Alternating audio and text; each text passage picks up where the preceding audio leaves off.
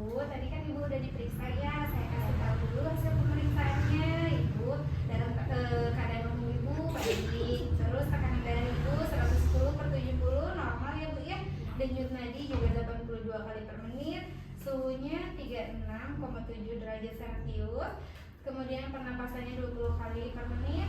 Berat badan Ibu tadi 52 kilo dan tinggi badan Ibu 158. Pemeriksaan fisik keseluruhan Ibu semuanya dalam batas normal ya Bu ya, tidak ada masalah. Nah, yang tadi Ibu tanyakan, Ibu itu berapa lama menggunakan kontrasepsi KB ya, dan masih bisa hamil lagi atau tidak. Secara keseluruhan karena pemeriksaan umum Ibu itu baik-baik saja, Ibu bisa.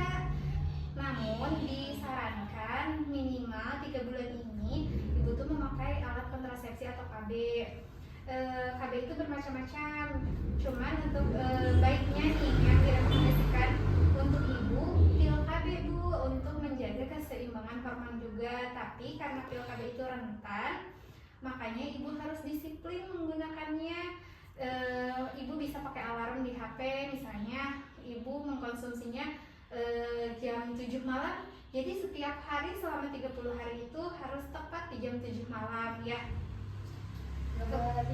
Iya, kemudian untuk berapa lamanya selama 3 bulan ya Bu ya. Tadi kenapa 3 bulan? Untuk supaya si rahimnya kembali lagi benar-benar optimal kesuburannya dan supaya tidak terulang kembali kegugurannya.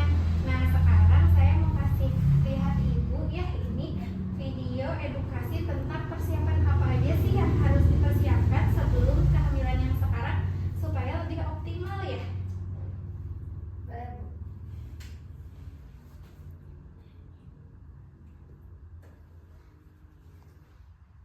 Nah, di sini Ibu udah tahu belum asam folat?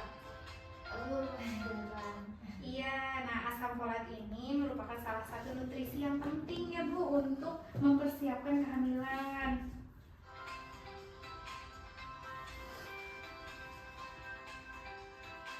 Nah, asam folat ini berguna dalam pembentukan sel, misalnya sistem organ janin seperti otak, sumsum tulang belakang, pembentukan sel darah merah. Jadi asam folat ini itu berperan penting dalam pertumbuhan janin nanti. Nah, biasanya berapa sih dosisnya gitu?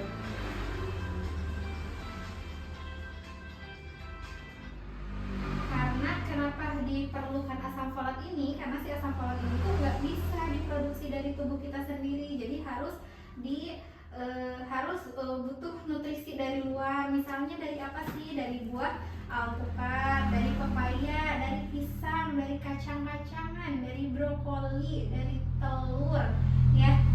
Jadi sebenarnya makanan-makanan yang sering kita jumpai setiap hari, cuman mungkin lebih diperhatikan lagi. Nah, ini tuh asam folat itu sepenting apa sih gitu ya. Ini tuh penting banget, resikonya biar bayi lahirnya tuh nggak cacat, terus biar nggak anemia juga, biar nggak preeklamsi. Preeklamsi itu apa? Preeklamsi itu kejang gitu ya. Terus juga menghambat perkembangan janin kalau misalnya kekurangan asam folat itu. Terus juga untuk mengoptimalkan supaya bayi pas lahir itu tidak prematur dan berat badannya nggak rendah. Tapi tetap meskipun mengkonsumsi asam folat, kita tetap harus rutin periksa ke bidan untuk mengontrol perkembangan dan pertumbuhan janinnya. Nah, asam folat ini sendiri selain dari makanan-makanan yang tadi, ibu bisa lebih mengoptimalkan. Misalnya kan asam folat itu per harinya ibu harus mencukupi 400 mikrogram. Itu tuh didapat dari makanan-makanan tadi seperti alpukat, pisang, pepaya, dan juga telur. Tapi selain itu, ibu juga bisa ditambahin sama, karena berhubung ibu mungkin mau promil ya dalam 3 bulan ke depan. Nah, ibu bisa sambil konsumsi vitamin asam folat yang kandungannya 400 mikrogram ya. Kemudian selain itu ibu juga harus memperhatikan nutrisi lainnya. Misalnya nih ibu tuh kan sekarang tuh mau meningkatkan kesuburan ya, supaya lebih subur, lebih optimal gitu ya, di rahimnya, kualitas sel telur juga jadi lebih bagus lagi dari sebelumnya. Ibu bisa konsumsi buah, sayur gitu ya. Terus udah gitu pokoknya gizi seimbang yang bervariasi di setiap harinya. Jadi jangan karena ibu nggak suka sayur jadi ibu skip sayurnya ya. Karena misalnya ibu proteinnya misalnya setiap hari sukanya ayam aja terus-terusan, itu juga nggak bagus Bu. Jadi harus bervariasi ya Bu ya. Iya.